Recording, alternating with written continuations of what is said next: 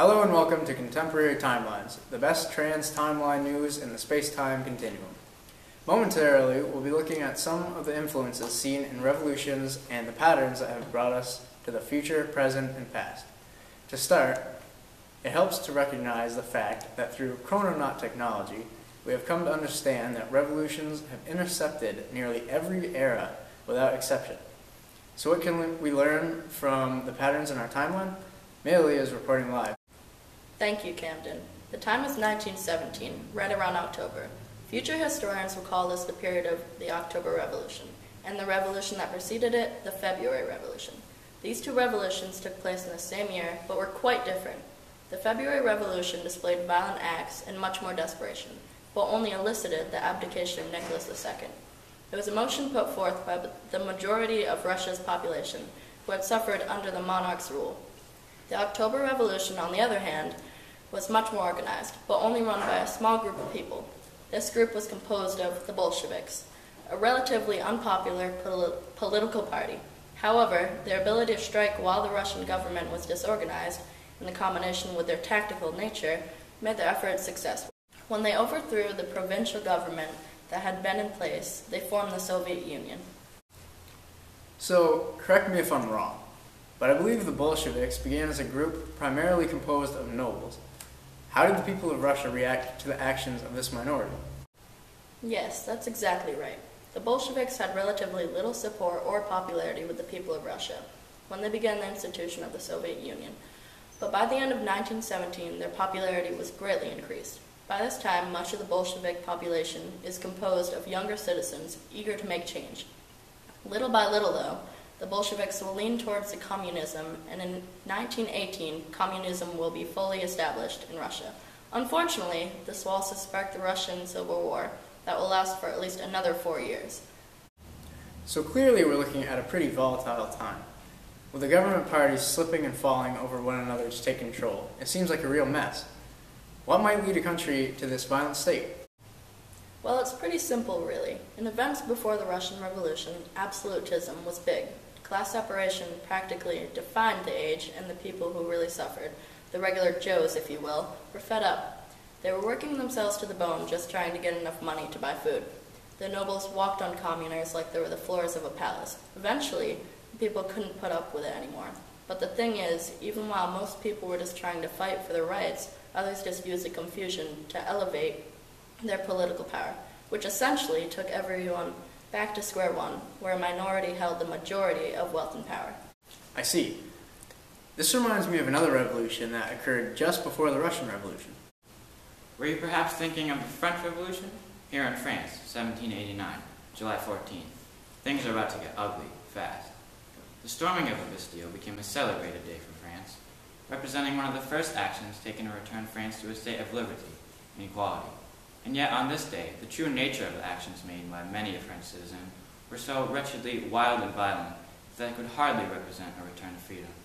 But nevertheless, the French people would continue to pursue the rights they had been stripped of. And much like in the Russian Revolution, select individuals would use the chaos as an opportunity to gain power. The chaos I speak of mainly involves a simple machine that became incredibly adored by the revolution. 455 deaths by guillotine were officially recorded, but the true number of people executed is well over 1,000. And after most of the royal family had been offed, it didn't stop. People were killed without hesitation under suspect of being enemies to the Republic. As such, many of the people who tried to take leadership roles were killed as soon as they made a wrong move. Talk about bloodlust. And if you know anything about history, you'll know these revolutions spread like wildfire. In fact, the French Revolution was somewhat inspired by the American Revolution of the same century. After all, who do you think was funding that particular revolution? And then, looking into the future a bit, history is littered with revolutions. Consider the Arab Springs of the 21st century, for instance, and the multiple revolutions that followed. The pattern of strong class disparity leading to eventual upheaval of the government by the lower class has been recognized by many a historian. Philosophers ponder ever more on the implications of the recurring theme. Is it destined to continue into eternity? That and more after a short commercial break. Much like the time of the French Revolution, Russian peasants suffered through starvation and financial problems. Bread was expensive and hard to come by, and those who had little money and food struggled greatly during these times. Babushka, I'm tired of old, stale, expensive bread. Yavushka, I have an idea. Are you tired of eating stale, expensive bread? Don't fret. Babushka's Wonder Bread will take that famished feeling away. Homemade with love and care, Babushka's Wonder Bread will leave you full and satisfied. Вот, Spasiba. пожалуйста.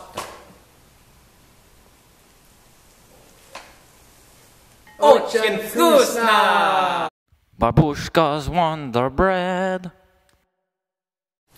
Welcome back. We've been discussing the Russian and French revolutions and the implications of recurring revolution patterns. In the grand scheme of time, what is the purpose of these events, and will they ever bear fruit? Meili is preparing to tell us some of the more interesting details of the Russian Revolution and answer the questions people have been asking for all time. Yes, I've taken us back to early 1917. It is mid-January, and I can tell you that pre-global meltdown Russia is a cold, cruel time. All around, we can see good Russian citizens starving for the benefit of a select few. A weak emperor, Nicholas II, sits atop the throne, with the impending threat of a nation fed up with the unruly government. Most of us from the 31st century have a hard time remembering the world conditions before the effects of global warming died down, let alone the government conditions in Russia at the time of the Russian Revolution.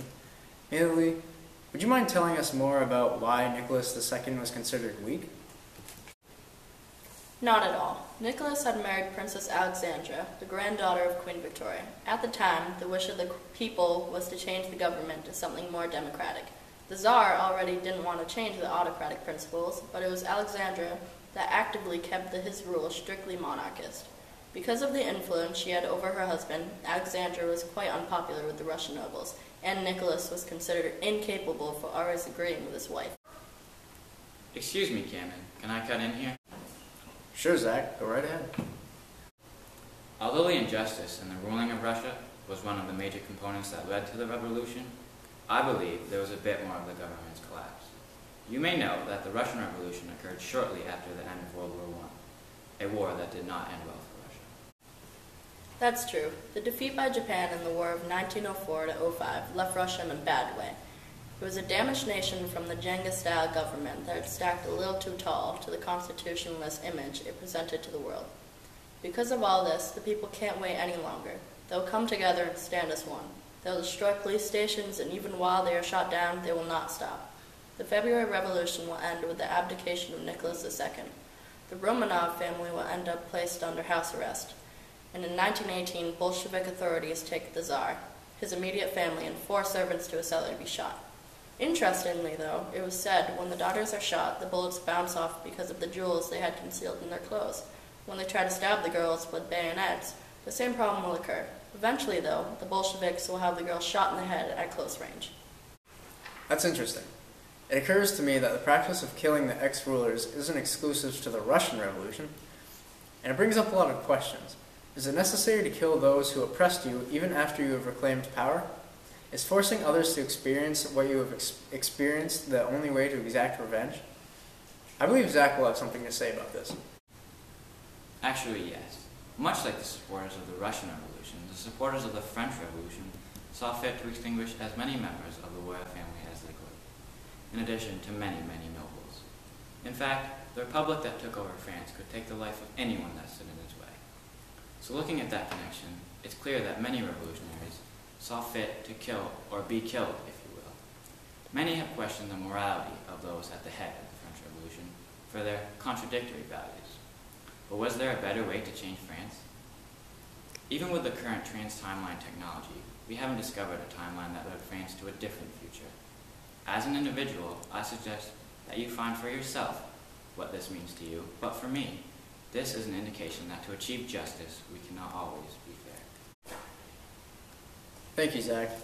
I think we've all learned a lot tonight, from moral values to recurring sequences of events.